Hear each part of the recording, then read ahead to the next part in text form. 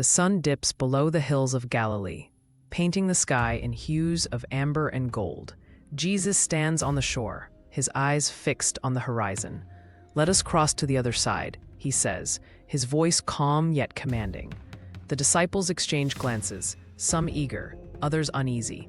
They board the small fishing boat, ropes creaking as they prepare to set sail. The water is serene, a mirror reflecting the fading light.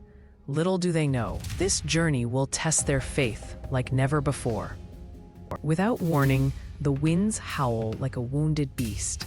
Dark clouds swallow the stars, and the sea erupts into monstrous waves. The boat groans under the assault, timbers straining as water floods the deck. Disciples cling to ropes, their voices lost in the storm's roar. Lightning splits the sky, illuminating their terrified faces. The once tranquil sea is now a churning abyss, threatening to drag them into its depths. Yet amid the chaos, Jesus sleeps, untouched by the tempest. Desperation claws at their hearts. "Teacher, don't you care if we drown?" they shout, shaking Jesus awake.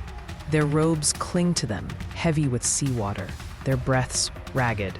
One disciple points at the waves, his hand trembling. Jesus opens his eyes, not with alarm, but with quiet authority.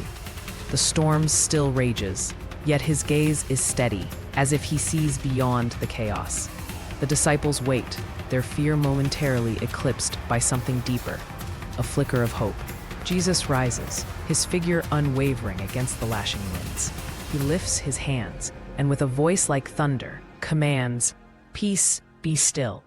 Instantly, the wind dies. The waves collapse into gentle ripples. The clouds part, revealing a sky dusted with stars. The disciples gasp, their mouths agape.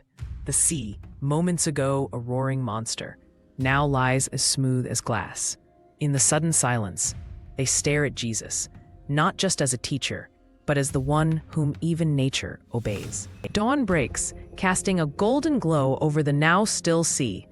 Jesus turns to his disciples, his eyes both tender and piercing. "Why are you so afraid? Do you still have no faith?" The question lingers, heavy with meaning. The disciples whisper among themselves, some bowing their heads in reverence. The boat drifts gently, the only sound the lap of water against wood. In this moment, they realize, the storm was not just outside, it was within.